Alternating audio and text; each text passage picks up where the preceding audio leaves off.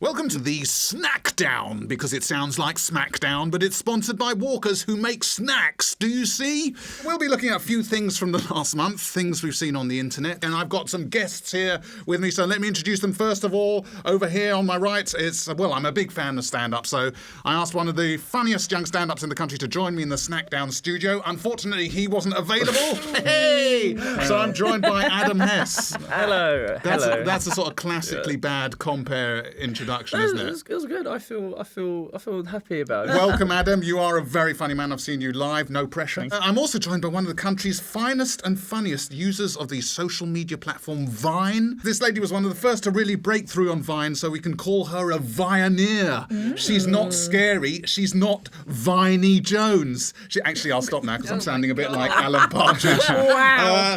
Putting the Vine into Divine. See, that's my last one, I promise. It's Jane Sharp. Hello, Jane. I'll take that. Thank you. Thank you. Welcome. Thanks for having me. Yeah, Vine's a big thing in your life, isn't it? Well, yeah, for 6 seconds at a time. For 6 seconds. How are you feeling confident about going for longer than 6 seconds? Well, as long as you don't mind me repeating myself over and over and over again, that's fine. That's fine. It fills the time. And also with me is one of the country's finest comedy actors and writers. You'll know her from Toast, Friday Night Dinner, Big Train. She's also the person who killed Dirty Den. Well, her character did. He's not real. Tracy Ann Oberman. Hello, David. Okay, well, welcome to my three guests. And it's been quite a month since our last podcast, or Vodcast, if you're watching on the YouTube. All this talk about who you're going to vote for, are you going to vote? It's neck and neck, who you're going to back. But then the final of The Voice was over, and we could get on with the campaign. I thank you. We also had the eclipse, which saw the whole of the country plunged into the same cloud as normal.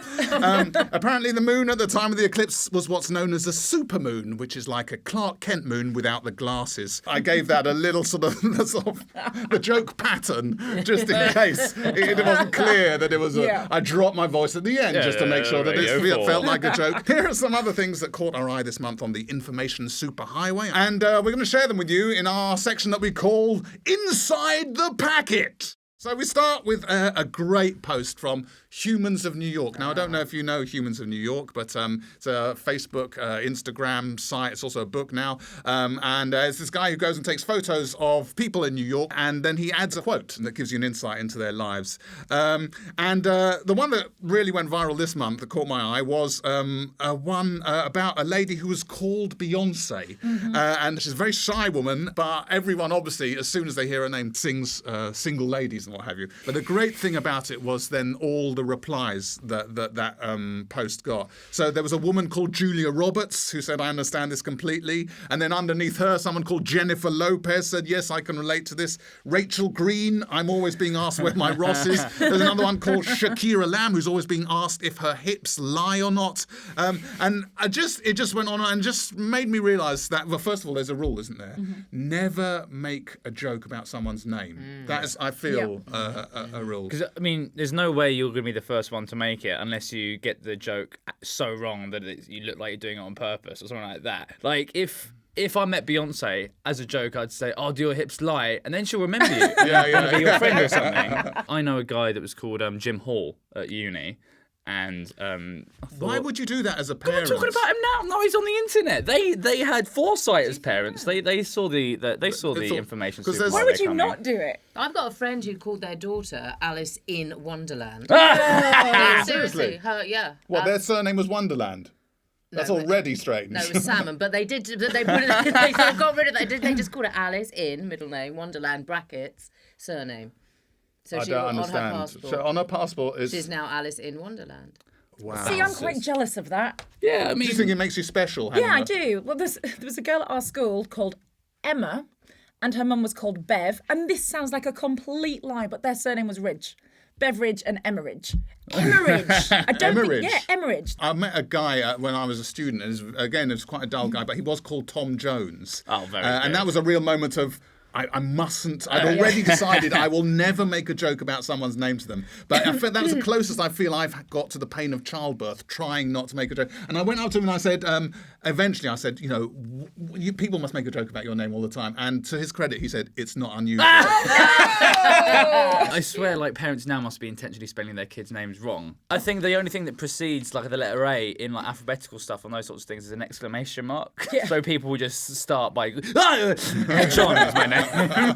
My other theory about names is that you can tell when someone says the name of a teacher, one of their teachers, they imbue it with such nostalgia that if you ask people to say 3 names, only one of which was their teacher's name, you would be able to tell which is their teacher. Really so I'm going to try that. And I'm going to read out 3 names now. Only one of them is the name of my teacher. I'm going to try and be as neutral as possible. I want you to tell me which one was my teacher.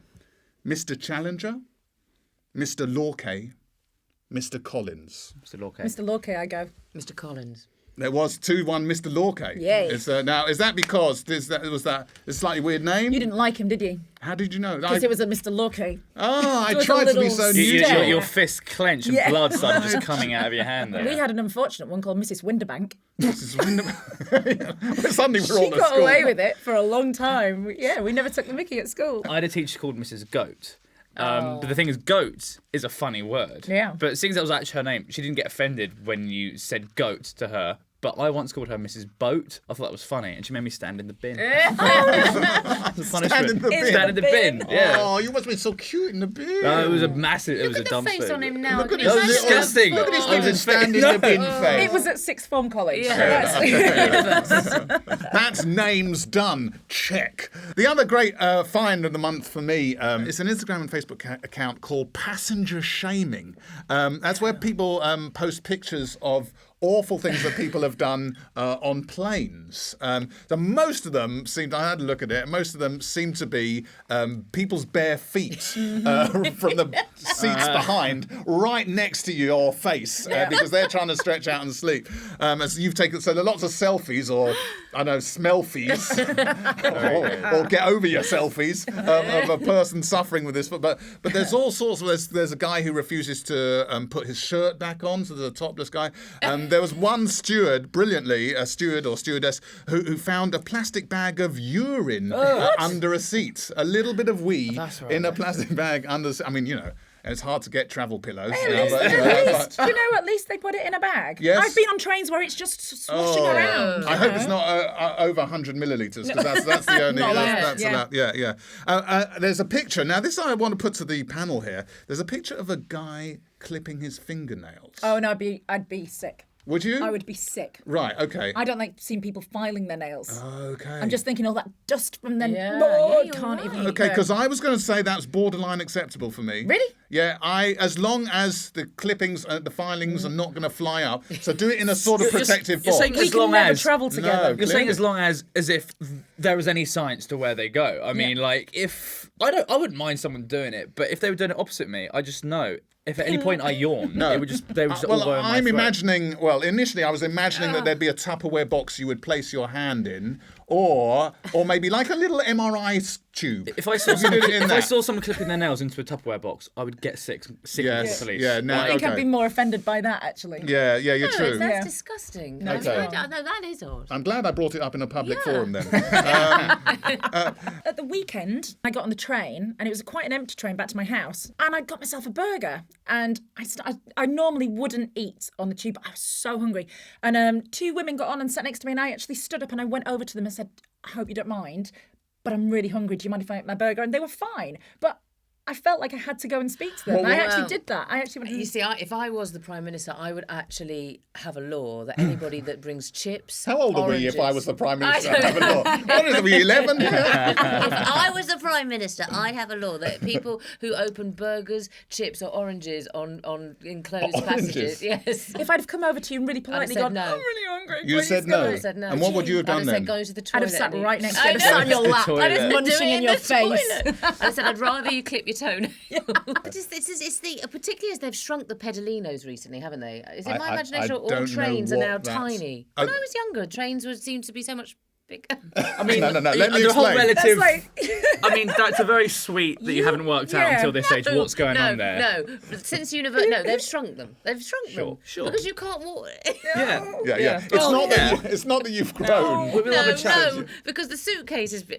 All right, maybe. What's your point anyway? They've shrunk doorways and everything. No, Everything. everything. I'm sorry, the corridors, they've been designed wrongly now. They're tiny. Trains are now, but you're in a hermetically sealed, tiny, enclosed space and there's no air that can come in. I think a driver should make you eat in the toilet. You should eat in the toilet. You should sit on the toilet and eat it. Wow. Why is it so offensive? I don't get why it's so offensive. Yeah, Get this. it's It smells better than most people's body odour, which is what you normally I don't know. get. Do you know, it's funny because I am that awful smell fit. I would put my foot up on it. I am a. So you know hold on. I know. fine. So if It's a someone double no, came I know. on and sat next to you and ate a bare foot, That would that would be No, acceptable. In a weird, but- I think it's a really good therapy session. I would rather their bare stinking foot was next to me, Wow. weirdly, than a burger. I get the uncomfortableness of like, oh, I've got to put my foot. Something about the burger and the smell of it, and we can't get out, and it's all trapped, and it's there. Is that people are making choices about what you should eat in a way, what you subliminally.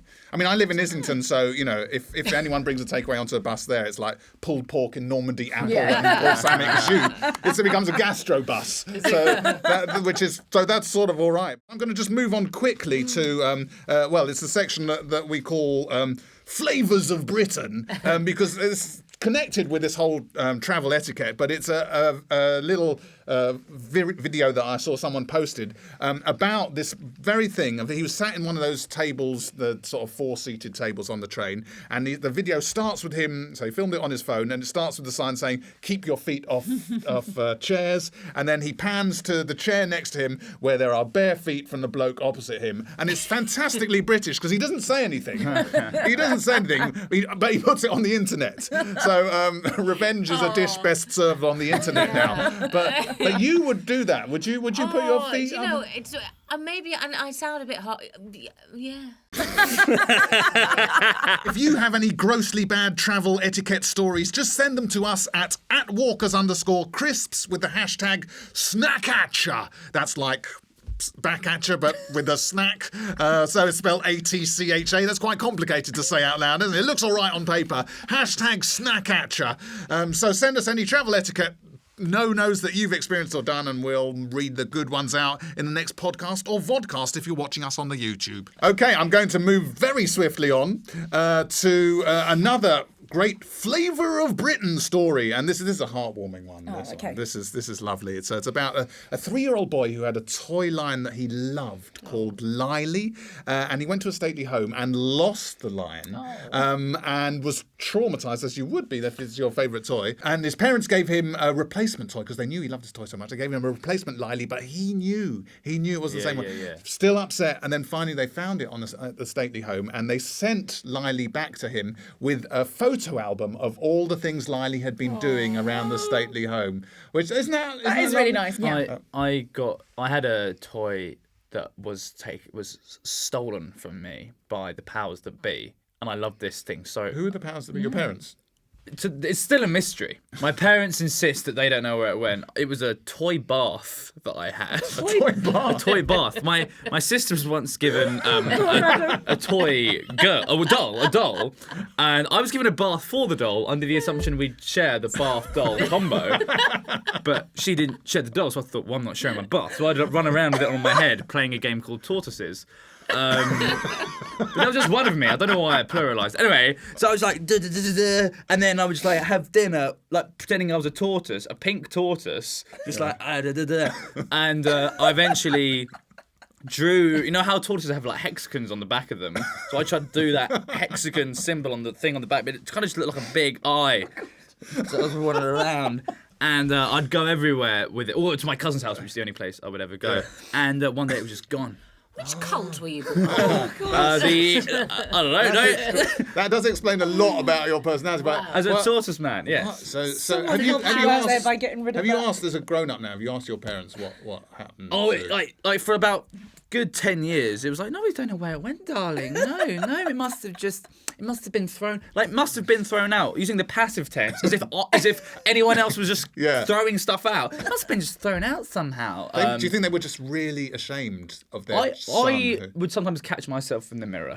It's all right. There's an anecdote where you just wish you'd been there, and I so wish I'd been there that I'm almost tempted to tell the anecdote as if I were. It was my anecdote. Do it. Someone told me that they were in a room with someone, and they were in their 20s, and this young lady was explaining how they had a dog when she was a kid, and it went to the farm. It was quite old, and it went to the farm. She was sad about it, but it had a better time on the farm because it was and she hadn't clicked even into her 20s. And they explained to her, and I just wish I'd been there to see the look on her face. What you're describing there is like series 1, episode 8 of Friends, where is it? Ross does that. Is it? Is it that thing where someone's... Exactly does happen, and then Ross goes like that. So it's literally someone has told me an anecdote that is actually an episode of Friends. That's my whole life. I just go around. I'm so disappointed. There's a fantastic national treasure of an actress who told me a great story. Her son's girlfriend was house sitting for a couple in New York who had a very, very old dog. They loved the dog, and she came down one morning and the dog had died. She was very freaked out. She rang him in London and went, "The dog has died. I don't know what to do." And he said, "Don't ring them on holiday. There's a special place that you can go." Looked it up on the internet. He said, "Okay, take the dog to this place. They will refrigerate it, and when they come back, they can deal with the funeral. Just give them the last 2 days of their holiday." She didn't know what to put it in, and she found a big sports bag, and she put the dog in the sports bag, and she's lugging it onto the tube, where a very nice man turns around and says, "Hey, Missy, young lady, that looks really heavy. Would you like me to help you?" And she says, "Yes, please." And he helps her carry it. Like, "Wow, this is really heavy. What do you got in there?" And she said, "A computer." At which point he legs it. No! Oh! At what point does he open the bag? That's amazing. To see a dead dog in it and think, the pretty English 17... Wow. That is... There's so many levels of that story that I love. Well, that's all we got time for now, so I'd like to thank my wonderful guests, Adam Hess, Jane Sharp and Tracy Ann Oberman. Thank you so much. Also thanks to James Martin, Robin Flavel, John Brennan and Eri Jackson, which are not names that I've chosen at random. They helped me put this together. And remember, the first rule of Always Leave Them Wanting More Club is... Thank you!